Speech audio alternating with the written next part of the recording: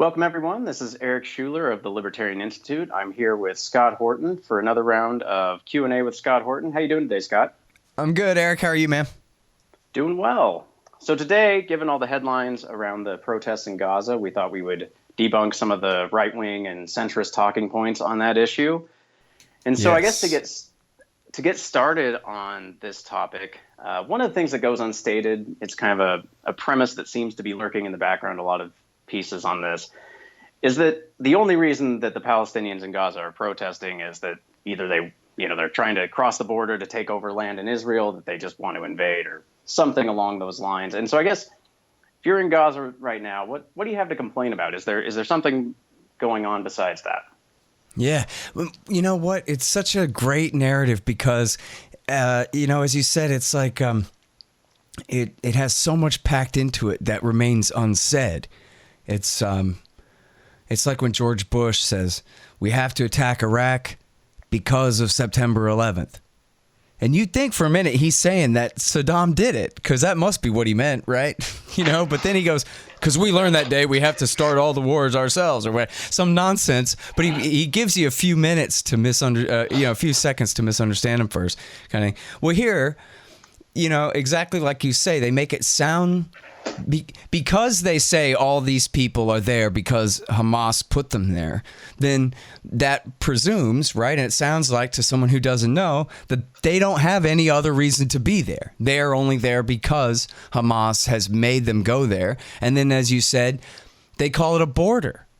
And so now it sounds like there's this country called Gaza where these Palestinians live, or maybe it's called Palestine, and that it's already a state, that it is a state, a sovereign entity of some kind, and that it is now invading across an international border into poor Israel, and now they have to defend themselves. Hamas, terrorists, invasion across a border, right? Except none of that's right.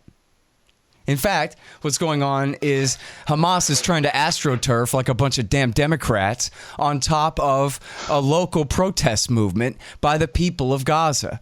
And in fact, there's an article in Mondo Weiss where they quote the organizers of the march saying that it's just a lie, that Hamas is behind this. This guy, Diab, who helped organize was part of the group, the leader of the group that helped organize the march in the first place, says the Israeli government's allegations that Hamas organized these protests are lies and are defamatory statements that have no basis in reality. This march is the embodiment of popular action involving children, women, and involving all the Palestinians that refuse to accept the occupation of our land. So, no, it's not Hamas behind it, and no, it's not a border at all. It's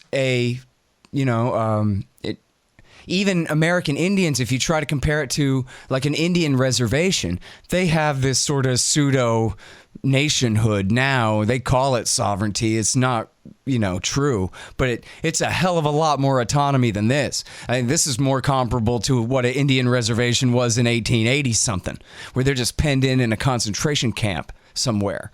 And the reason that the population of Gaza, it's one of the most heavily populated areas on the planet. It's like comparable to New York City or something, only it's full of refugees. 70 to 80% of the population of the Gaza Strip are refugees from the Israeli ethnic cleansing campaign of 1948, and of course their children and grandchildren. They are there because they're born with the wrong religion, and so they don't have the right to live in property that they rightfully own, and that their grandparents, many of whom are still alive, still have deeds and still have keys, have the right to. And so this is not an invasion across a border from a foreign territory. These are a bunch of civilians who are locked in prison, not for committing crimes, but simply for being born with the wrong religion. And they're trying to break out of their pen. This is like when Nelson Rockefeller massacred all the men at Attica. This is not an attack. And I got to tell you, since you put it this way, it's such a great frame of reference, because this is what I used to think. and not as someone who is indoctrinated in Zionism in any major way by anybody, not in government school, not by people in my family or on really TV in terms of any kind of serious education in the Israeli point of view. Just sort of living my life, surfing along in American society, picking up what I pick up from TV news mostly, which of course is never a real in-depth discussion of any kind, but it's this kind of question-begging, assumption, conclusions assumed kind of nonsense all the time. And the way they always portray it is that the terrorists are trying to extort land away from the Israelis. That's the Israelis' rightful land. Even, the Palestinian side will even accidentally, I guess, play into it and agree to this frame of reference, land for peace. That we'll give you peace as soon as you give us some of your land is what it sounds like, right? But that's not what it is. It's we'll stop resisting as soon as you stop colonizing our land, which is, of course, an entirely different thing. And that's the reality of the situation. So, yeah. And then as far as this is just a PR stunt. Oh, it's just a PR stunt. Again, Hamas is behind it, implies then that the civilians aren't behind it, that they have nothing to complain about. But that's not true. It's the population, the people of the Gaza Strip who are doing this, and they're not trying to invade. Oh, yes, here's a guy with wire cutters in a picture or whatever. But the fact of the matter is that this is all a big act of civil disobedience. They know they have no hope of actually, breaking through, that the IDF is going to let them they're just going to stand aside and let them go and move back to their grandma's house in Jaffa or whatever. They know what's going on here. This is a civil disobedience thing, like Gandhi, like Martin Luther King. And I had a right-winger on Twitter saying to me, I just don't understand. And he was being honest, because I think he was a guy who, for whatever reason, he liked me, and he sees that this is my point of view, and he's going, but I just don't understand what they're doing. And I'm going, look, they have the right to resist violently, but if they resist violently, then they're the world's worst terrorists of all. And so here they do a Gandhi, Martin Luther King civil disobedience type thing, where they're basically like Gandhi saying, hit me over the head, I won't resist you, but I'll passively resist you, basically, right? I'm trying to do what I'm going to do, but I'm going to make you commit acts of aggression against me. And they're going, this is just crazy. I don't understand. And to me, it's just honestly, it's a cop out. It's a refusal. It's like an excuse to just refuse to put themselves in the point of view of these people. Was it just a publicity stunt? Sure, it was a publicity stunt, but was it just a publicity stunt when Martin Luther King and the black ministers in the South, brought massive marches out, including of women and children, knowing that they were going to be attacked by these brutal Southern sheriffs? And then was the correct answer then that rabble-rouser MLK is just trying to make our good white sheriff look bad? Or actually, no, he has every right to be doing that. He is right to be doing that, to stand up for people who have their rights violated to the nth degree every day anyway. And who are saying, I saw the quote from a mother of a dead girl who was shot by an Israeli sniper here. A young girl, a young teenage girl, 14 years old or something, sniped to death. And her mother said, she said death would be better than this life.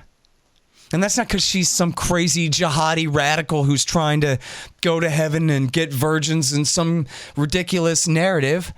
That's because she's miserable, because she lives in a concentration camp because she's a Muslim. If she was born Jewish, then she could be born Jewish in Sacramento, California, right? The furthest point you could get away from there. And she'd have the right to move not just to Israel, but even to the West Bank, to some Palestinians' farm on the West Bank. But if she's born Muslim, then she has to live in a concentration camp. Okay, so there's a lot to go back over there. Let's back up first and you mentioned the protests, and for people that may not be super familiar with the protests that have been occurring there, can you talk about kind of how they started, or, what's kind of the motivation behind them? I've heard they're called the Great March of Return protests. Is that right? Mm-hmm. Well, for years it was illegal for Palestinians to even mention the Nakba at all, because the story... Oh, and what's the Nakba? Well, so this is the deal. The story of Israel is the way it was portrayed in the West for many years, and including 2 American Jews, was that this was a land without people. And here was a people without land and who really needed some. And so what a great convenience. And nobody was inconvenienced. And it was just fine. But in fact, no, 750,000 people were ethnically cleansed from the territory into the West Bank and the Gaza Strip and into refugee camps in Jordan and Syria. I don't know if I think they still have them in Tunisia. I don't know, in Libya. But there are millions of Palestinian exiles from Israel. And, it was the last gasp, basically, of settler colonialism at the end of World War II, when the era of real colonialism was coming to an end, but not quite yet, right? It was 49. The Brits finally left India, and we're really talking about American neocolonialism, or neo-colonialism took over for the older Western empires is what really happened. But of course, America didn't really colonize these places. They just colonized their governments, which is different. But so this was one where they figured, well, we can get away with it because they're browner, and the Jewish refugees, the Ashkenazi Jewish refugees from Europe, were whiter. And after World War II and the tragedy and the catastrophe, the Nakba of the Holocaust, that's what it means, catastrophe, Nakba. There was a great argument that, well, we'll go ahead and finish up with the Zionist project and let them move to Palestine. But they either had to pretend that, one, the Palestinians didn't exist, or acknowledge they existed, but then just basically, in the most basic racist colonialist kind of way, say, yeah, but so what? They're a bunch of towelhead Arabs and we can do what we want with them. And that was basically it. And so there was a massive ethnic cleansing campaign that led to the 48 war, not was just a consequence of it. It helped lead to it in the first place. And the Palestinians got 22%, and the Israelis got 78%. And there are still about a fifth of the population, about 20% of the Israeli population inside, quote, Israel proper, are Palestinian Muslims and Christians, but it's that 80-20 super duper majority that allows the country to call itself a Jewish state and a democracy. But then the problem is, of course, the real problem, I should say, because what I just said is obviously the start of a lot of bad things. But the real problem that makes the situation intolerable is that ever since 1967, the Israelis have occupied East Jerusalem, the West Bank of the Jordan River, what's left of Palestine, really, and the Gaza Strip on the Mediterranean Sea. And basically the Palestinians in the West Bank and the Gaza Strip live in totalitarianism. And, they confuse the issue with the sock puppet governments of the Palestinian Authority and even Hamas in Gaza, who, not that they're under complete control of Mossad or anything like that, but in effect, they serve as trustees inside an Israeli prison for these Palestinian people. I mean, they're nothing like a real government in any way there. So it makes it seem like it's kind of confusing. They're always talking about maybe someday having a Palestinian state, but then they always talk about the West Bank and the Gaza Strip sort of as though they are already foreign countries, as we were talking about, that are constantly threatening poor Israel with invasion. When in fact, of course, the truth is just, completely upside down. The Israelis already conquered all of that territory in 1967. And a big talking point here is, well, they withdrew from the Gaza Strip in 2005. But no, they didn't. They just withdrew the last of the civilian Israeli Jewish settlers in 2005. But the Israeli state has total control. For example, this fence, they call it, this border fence that they have, but they also absolutely restrict Palestinian fishing to just, supposedly, by all rights, they can go wherever they want in real life. But no, under Israeli control, they can't even go 3 miles offshore without getting, shelled by the Israeli Navy. They have no airport. They have no right to travel. Palestinian passport that can get them out of the country. They have to beg special permission from the Israelis to go anywhere, even if they have a scholarship to go to school in the United States. Only Israel decides that for them. Every bit of their imports and exports are dictated by Israel in quantity and quality and in detail of what they're allowed to have and what they're allowed to not have. This is in the WikiLeaks, which is, shorthand for saying the government, State Department cables that Chelsea Manning heroically posted on the internet for us to read, where the Americans describe and quote the Israelis talking about that their policy is to keep the people of Gaza hungry but not starving. As one Netanyahu aide, or maybe it was an Ehud Olmert aide, Netanyahu's predecessor, said that, we are trying to keep them on a diet there. And so it's nothing like a withdrawal. It's a siege is what it is. It's basically a big prison camp with 2 million people. And by the way, Eric, the majority of Gazans are minors. They're under 18.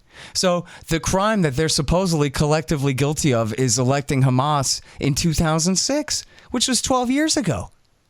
Which none of them, none of the majority, 0% of the majority of the country could possibly be responsible for in any way whatsoever. It's kind of taken the social contract to a whole nother level. Yeah, exactly. And it's completely nuts. And it also goes to show that this is who the victims are. It's not just that they couldn't be responsible, it's that they're kids. The thing is absolutely crazy. And listen, I'm going to read you this quote. This is from Benjamin Netanyahu's aide, Dov Weissglass, and he was explaining the policy of Ariel Sharon. They were in the same party then, the Likud party. And he says, he's trying to explain, he's being attacked from the right as saying, oh my God, how could you give up any of Gaza in 2005? And here's what Dov Weissglass is then explaining to the right that no, here's what's going on here, right? That's the frame of reference here. He says, the significance of the disengagement plan is the freezing of the peace process. And when you freeze that process, you prevent the establishment of a Palestinian state. And you prevent a discussion on the refugees, the borders, and Jerusalem. Effectively, this whole package, called the Palestinian state, with all that it entails, has been removed indefinitely from our agenda.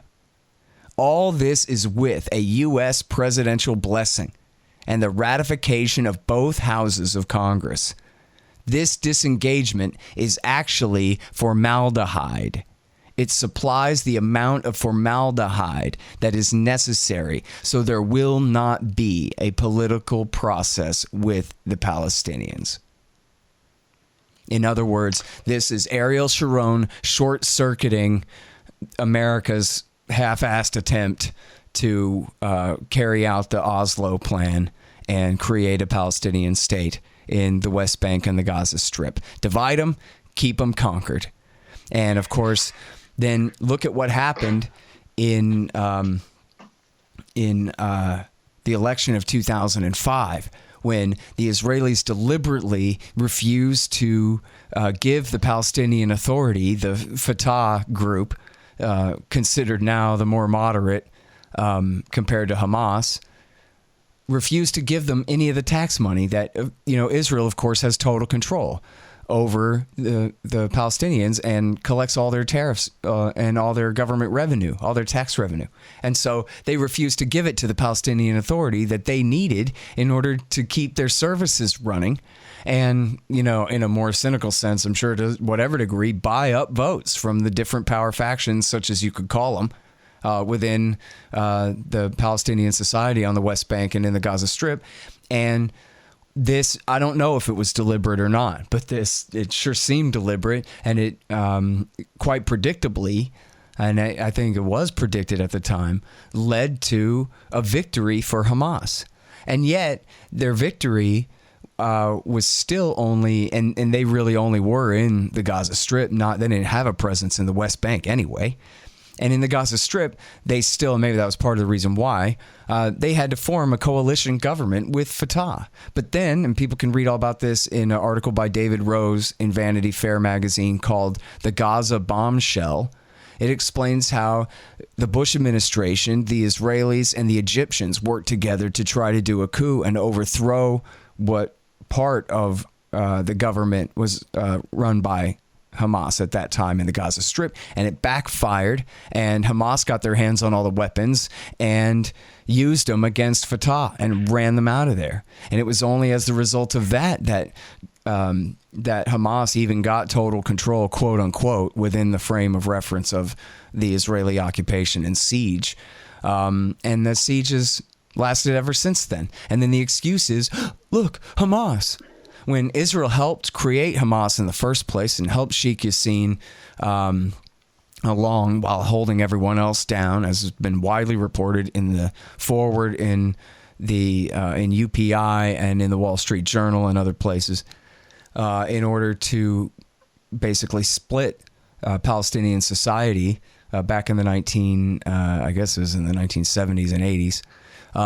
In order to create the rise of this right-wing religious alternative to, I guess it would have been maybe later, 80s, 90s, this right-wing religious alternative to Fatah and to, divide and conquer the Palestinians more thoroughly. So, I think even if it's not like I'm not saying there's a master plan all along to carry all of this stuff out, but certainly in effect, it's been the policies of the Israelis all along, which have enhanced the position and the status of Hamas in the Gaza Strip this whole time. So it rings pretty hollow when they say, oh, just the existence of Hamas as the most powerful faction there means that everyone there is collectively guilty as being as bad a terrorist as Hamas are, although it's been a hell of a long time since Hamas did a suicide bombing of any kind.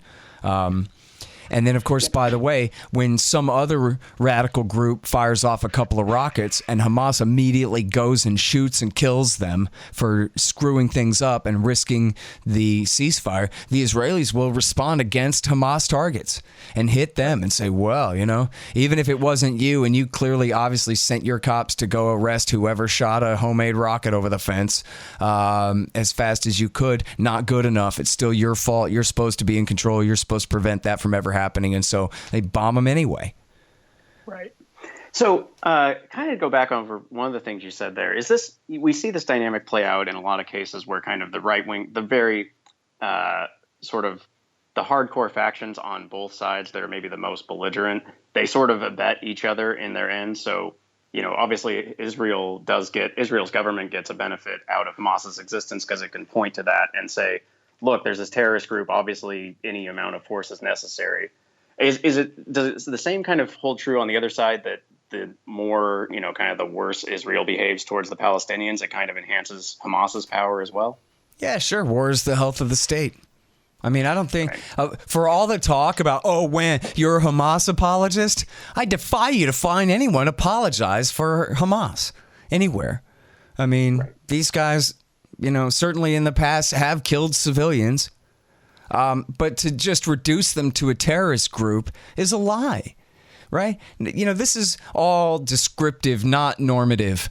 You know what I mean? They are the pseudo, 3/4 elected trustees of this Israeli prison for, however you take that. That doesn't make them great guys, but it also doesn't mean that they're, just Osama bin Laden, suicide striking from his attic across the sea and whatever or worse, like Abu Nidal or whatever kind of boogeyman that they would, some psychopathic serial bomber that they would try to frame all these people as being. I mean, and again, it was the Israelis who were largely responsible for helping Hamas gain advantage against, and quite deliberately, against the PLA in the first place. So, yeah, they make a great boogeyman, I guess. Look, here's stock footage of them with green masks on, and including very young kids wearing green masks. So, what a bunch of crazies they are, I guess. And then that's all you need to know, I guess, except for the context of, what is this Gaza Strip they rule anyway? Right. And so you mentioned something in there about how frequently Israel and media outlets in general will describe any Palestinian especially if they're in Gaza, as a member of Hamas. And we talked before about how the leaders of the protest movement, they are trying to distance themselves from Hamas to the extent they can. But we have also seen, you've probably seen some of these news reports where they say, well, but when these civilians or when they've gotten killed, the family members of these people in Gaza that have been killed, they've been given money by Hamas, and there's photo shots of seeing these Palestinian family members getting money for it. If they died, they got more money than if they just got wounded. And so some people see, obviously, this is Hamas paying people to engage in these protests to make Israel look bad. And so this is one of the claims that you see put forth to kind of dismiss the protests. What do you think about that?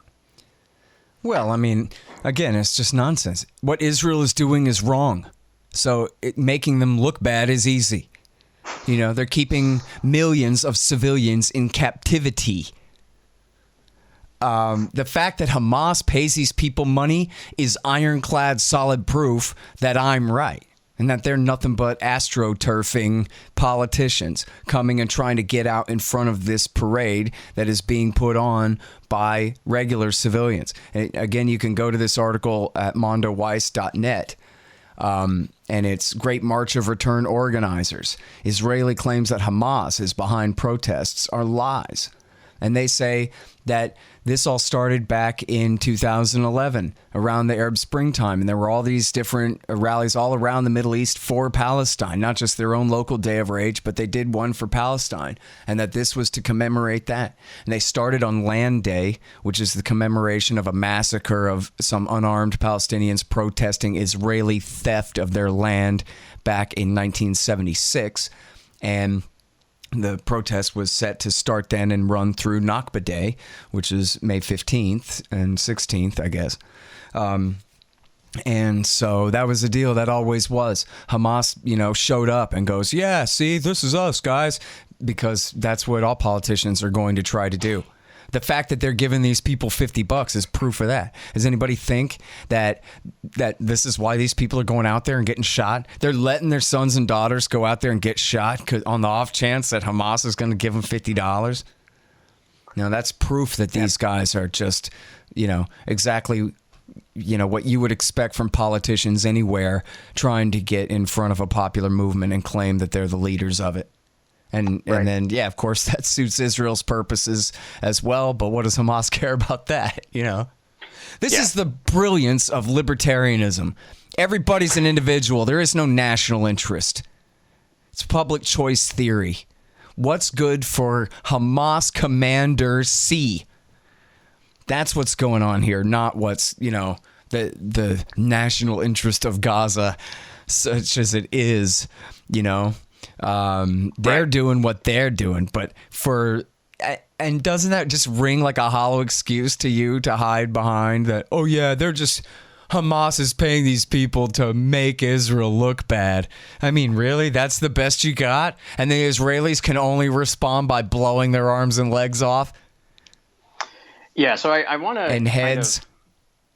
I want to go a little more on this narrative just so people have an example of what this kind of looks like in practice. So I'm reading from an opinion piece in the Washington Post that ran, I believe, last weekend. And the original title was something else, but they have a habit of changing their titles. This one it's called "Israel Must Avoid a Moral and Political Defeat." And so just going to read a little quote from how this one starts. So, Israel and Hamas have fought 3 wars in the Gaza Strip over the past decade, and though it may not look like the others, a 4th one is now underway. Having tried and failed to defeat Israel with rockets and armed cross-border attacks, Hamas this spring deployed a new strategy, assembling thousands of nominal civilians, no scare quotes around that, to march on and attempt to breach the border fence in the calculation that many would be killed. Sick. Is that Fred Hyatt wrote that, or who wrote that? That is the editorial board, so that's the byline. Yeah. So just... Jeez, those guys, they're just the most shameless neocon, horrible men over there at the Washington Post. My God. Yeah, it's interesting too because later civilians, in the article, right? Yeah, and you know what? That's funny because they don't have any rights. that the Israelis are bound to respect. So what are they? You know? They're nominal civilians. Yeah. And it was nominally, interesting, they're later civilians in in the same way that a slave on a plantation in South Carolina in 1850 was nominally a civilian, I guess. The only difference is the Israelis don't want to force the Palestinians to work for free. They just want them to all die and go away so they can steal all their land. They don't really want to enslave them. But they'll be damned if they'll recognize them as human beings. So, just one point on this. They later in the article, they actually acknowledge that according to them, only half of the civilians that did die were, or only half the people that died were labeled militant members, which would mean the rest would de facto be civilians for those of us that can do math. But that wasn't enough to get in the opening paragraph, apparently. Well, and there may be a kernel of truth in there where, you know, I guess I could imagine that the Israelis have facial recognition things where they're, you know, picking off members of Hamas who are, you know, part of the militant wing there, who are, you know, among the protesters, something like that. And that, you know, at the same time, though, we know they're also directing fire at innocent men, women, and children and killing them. And, you know, they famously put out a tweet and then deleted it, but not before it got screen captured, where they said, we know where we're placing every bullet perfectly. You know, there are no accidents here. And then they turn around and it's men, women, and children dying. Oh, by the way, it's funny because, you know, we're talking about conservative views. So it goes without saying that there's no such thing as the rule of law, just the rule of who I like and who I don't. As Will Grigg always said, paraphrasing Lenin, who does what to whom, Right. as far as that goes. But all this is illegal. It's illegal for government, you know, soldiers or police to massacre unarmed civilians. They don't have the right to do that. They could go to prison for that, according to the little words on the piece of paper that somebody voted on sometime. That, of course, does not apply. And really only because the United States of America protects Israel diplomatically from the rest of the planet Earth on this issue. Which is funny, too, because they spin that. Oh, the whole world's against us. Because of all the sins.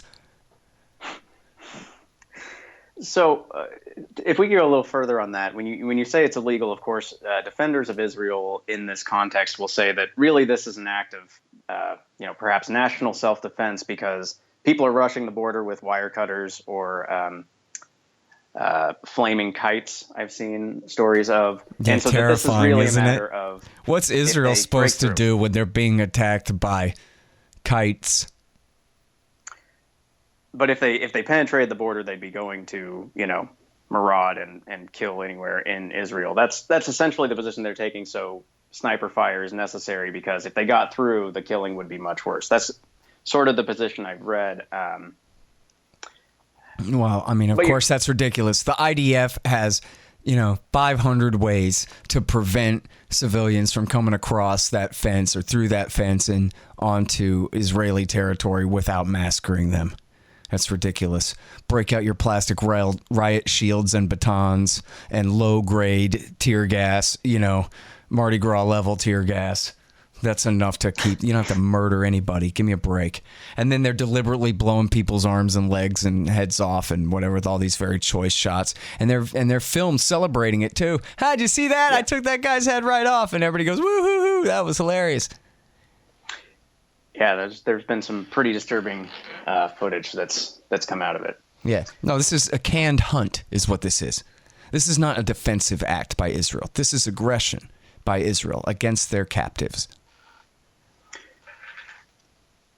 And so when you say that, of course, one of the other defenses that's going to be put forth on this is that, well, ultimately, historically, this is Israel's land anyway, because, it's in, they have this historical connection to it. So really, they're letting the Palestinians live there in the first place. And so it's a completely different setting than, say, the British invading some country or some place in Africa where that's like a colonial project. Right. This is really, they're just reclaiming the land that has always historically been theirs. Well, and so that's isn't that a pretty good clue to what nonsense this whole thing is? A bunch of Europeans from Poland and Russia and Lithuania and a bunch of Americans from Austin, Texas and Brooklyn, New York. They have a natural right to not just move over there, but to steal property from people who live there and drive them off of it. And who doesn't have the right to live there? The people who are actually from there. Yeah, that makes perfect sense, right? And here's the thing. Human history, it's a mess. And Western civilization's been through a lot. And we still do have our reformations from time to time. But for the most part, I think, I'm hoping the literate among us still, put the Scottish era Enlightenment kind of as the North Star of, rationalism and reason. And the claim, however unprovable it may be, that everyone has the exact same divine right as King George III. They're not denying that he has the divine right. They're just saying, well, we all do, so that doesn't really make you special. And the same goes for tribes, too. There's no special tribe that has the right to steal property from other people. Now, you can say they have the strength to, but that's, hardly the same thing at all. And so, and sure, I guess connection, Judaism obviously was born on the east coast of the Mediterranean Sea, and the ancient Hebrews were there until the Romans, exiled them and scattered them to the winds, and many of them went to Europe and, whatever. But that doesn't mean that they have the right to come back and steal land from people who've lived there for hundreds of years and families who've lived there for hundreds of years when they've been gone for 2,000. And I'm not exactly sure where the cutoff is, but be reasonable. And, sure, they have the right to come back there and buy land, but not to ethnically cleanse 750,000 people, massacre them and murder them, run them out of their homes at gunpoint. And all of this stuff. And that's why they always have to say, well, it says in the Bible that God gave this land to the Israelis because they're trying to cancel out the Scottish Enlightenment, right? They're trying to cancel out John Locke and the Declaration of Independence, and no, rights belong to individuals. And property rights are very natural human rights. That we all possess. It's self-evident and stuff like this, right? And instead, they have to hark back to a religious belief and a supernatural property right to trump the obviously natural property rights of the people who've homesteaded that land and who live on that land, who till that soil and who have for generations going back. And so, it's nonsense, right? It's complete nonsense that natural property rights of individuals get to be counted and dismissed based on the conqueror's religious claims, and that they're just supposed to have to accept that when that makes no sense whatsoever. And that's why they have to invoke supernatural property rights because they don't have any natural ones. And just think of any analogy anywhere in the world. Would they agree that Hitler and the Germans had the right to conquer Western Europe because the Germans originally, at least some of them, hailed from the Teutonic race that came from, east of Poland somewhere? So they had the right to kill all the Slavs and occupy Russia? Is that right? Or how about all of the Italians that live in New Jersey and New York? They have the right, people of Italian descent here in America, that they have the right to invade Sicily and ethnically cleanse it and steal all the land from all the people who live there and say, well, screw you, God gave this land to us because our great forefathers had this connection to it. Of course, that's crazy. That's called stealing in any other context and also in this one. Right. Well, I think that gives us a pretty good start on taking down some of these, kind of primary talking points on the Gaza protests. We'll probably keep in touch on this issue as more events develop on it. Do you have anything else you want to add before we wrap up for today? Yeah, I think people need to know that half the population under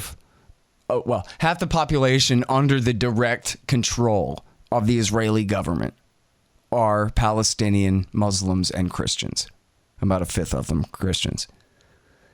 Some number of that live inside Israel and are basically second or third class citizens. And then you have the Palestinians of the West Bank and Gaza who are no kind of citizens at all, who are, helot status, stateless people. And not in a free market economics way, but in the bad kind, in the occupied by a foreign power way. And they have no right to vote. They have no political representation at all.